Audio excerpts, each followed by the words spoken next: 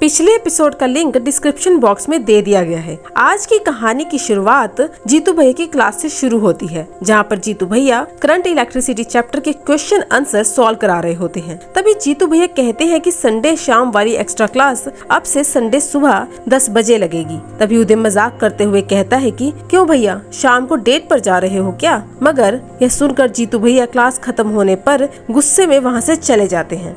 जीतू भैया के जाने के बाद वैभव कहता है कि पता नहीं भैया को क्या हो गया है, आजकल मजाक को भी सीरियस लेने लगे हैं। उसके बाद वैभव वर्तिका के पास जाता है, जो थोड़ी परेशान लग रही होती है। वर्तिका कहती है कि ये क्वेश्चन सॉल्व नहीं हो रहा है। तब वैभव वह क्वेश्चन सॉल्व करता है, मगर साथ में यह भी कहता है कि ऐसे सिंपल क्वेश्चंस देखने से सॉल्व हो जाते हैं, बस थोड़ा सा ध्यान देना होता है। मगर यह बात वर्तिका को थोड़ा छोटा फील कराती है। इधर मीना को अपने मकान मालिक से डांट पड़ती है किराया टाइम से ना देने पर। मीना रात में उदय के घर जाता है, जहाँ पर उदय अपनी गर्लफ्रेंड शिवांगी के साथ होता है। वहाँ पहुंचकर मीना थोड़ा हिचकिचाते हुए पूछता है कि खाना है उदय जी? तब शिवांगी मीना के लिए एक बाउल मैगी बनाती है। मीना मैगी थोड़ी जल्दी जल्दी खाता है, जिसे देखकर शिवांगी समझ जाती है कि मीना को पैसों की दिक्कत है, क्योंकि शिवांगी को रेंट वाली बात पता होती है। तब शिवांगी के कहने पर उदय मीना को कहता है कि अगर पैसों की दिक्कत हो तो बताना।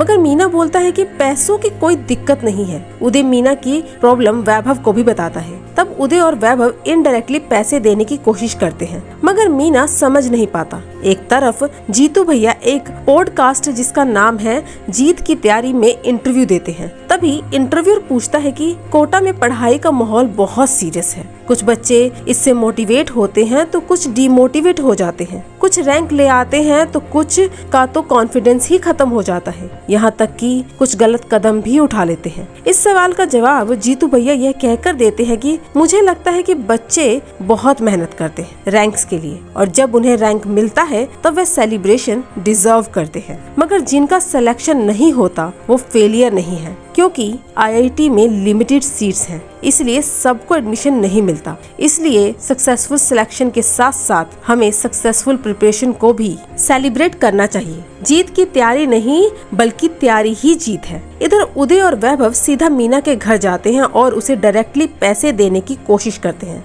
मगर मीना कहता है मैं यह पैसे नहीं ले सकता, क्योंकि कुछ पता नहीं घर से पैसा कम आएगा, और अगर मैंने पैसे ले लिए तो मेरा आत्म सम्मान कम हो जाएगा, क्योंकि मैं पैसे दे पाऊँ या ना दे पाऊँ कुछ पता नहीं है। मगर उदय कहता है भाइयों में पैसे वापस करने की जरूरत नहीं है, फिर भी मीना पैसे लेने से मना कर देता है। यह सुनकर उदय और वैभव उस पर पैसे लेने के लिए जोर नहीं डालते। अगले दिन उदय मीना को राजेश भैया से मिलाता है, जो गेमिंग स्टोर चलाते हैं। उदय कहता है कि तुम्हें राजेश भैया के बेटे चिंटू को 1 घंटा पढ़ाना है, इससे तुम्हारा आत्म सम्मान भी बच जाएगा और साथ में पैसे की दिक्कत खत्म हो जाएगी। चिंटू भी मीना से रिक्वेस्ट करता है। फाइनली मीना ट्यूशन देने के लिए तैयार हो जाता है। एक दिन उदय और वैभव लाइब्रेरी जाते हैं, जहाँ पर वैभव वर्तिका को वैशाली के साथ देखता है। वर्तिका और वैशाली मैग्नेटिज्म का चैप्टर पढ़ रही होती हैं। वैभव को इसलिए बुरा लगता है क्योंकि वर्तिका ने वैभव से कहा था कि वह इस हफ्ते मैग्नेटिज्म का चैप्टर नहीं पढ़ेगी। जीतू भैया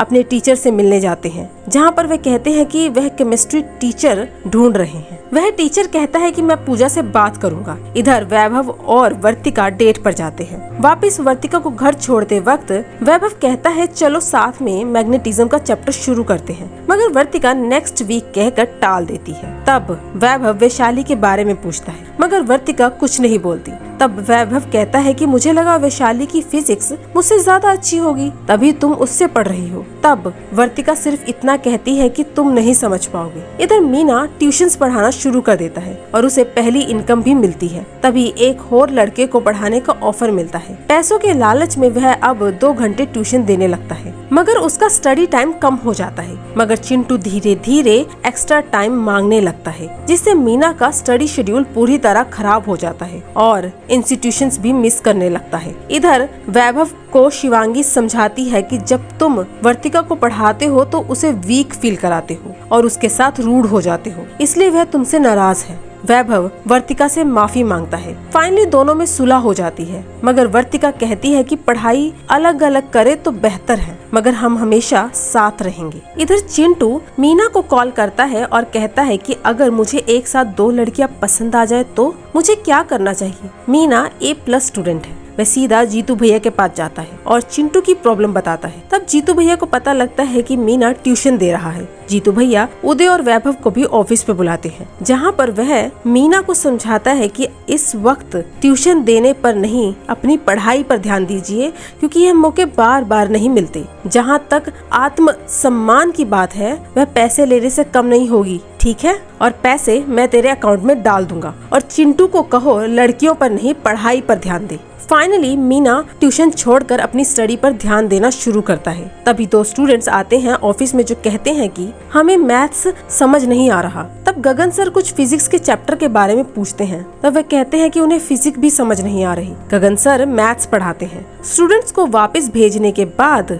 गगन सर बोलते हैं जब एडमिशन खुलते हैं तब इंटेलिजेंट बच्चे महेश्वरी इंस्टीट्यूशन और प्रोडोगी इंस्टीट्यूशन चले जाते हैं। बच्चे कुछ वीकर सेक्शन यहाँ आते हैं, मगर जीतू आखिर में रैंक ही मैटर करता है, इसलिए हमें एक इंटेलिजेंट बच्चों का फोकस ग्रुप बनाना चाहिए, जहाँ पर वीकर बच्चों की वजह से बार बार टॉपिक रिपीट ना करना पड़े और इंटेलिजेंट बच्चे रैंक ला सके, क्योंकि आखिर में रैंक मैटर करता है। ये सुनकर जीतू भैया थोड़ा भड़क जाते हैं और कहते हैं कि मैं कुछ चेंज नहीं करूँगा, यहाँ पर सभी बच्चे बराबर हैं, आगे आप अपना देख लीजिए। ये सुनकर गगन सर वहाँ से चला जाता है। आखिर में हम देखते हैं जीतू भैया की दीवार पर फिर से सीलन आनी शुरू हो जाती है और यहीं पर कोटा फैक्ट्री सीजन 3 का एपिसोड नंबर 2 खत्म हो जाता है। इसी तरह के एक्सप्लेनेशन वीडियो के लिए चैनल को लाइक, शेयर, सब्सक्राइब करना ना भूलें। Thank you.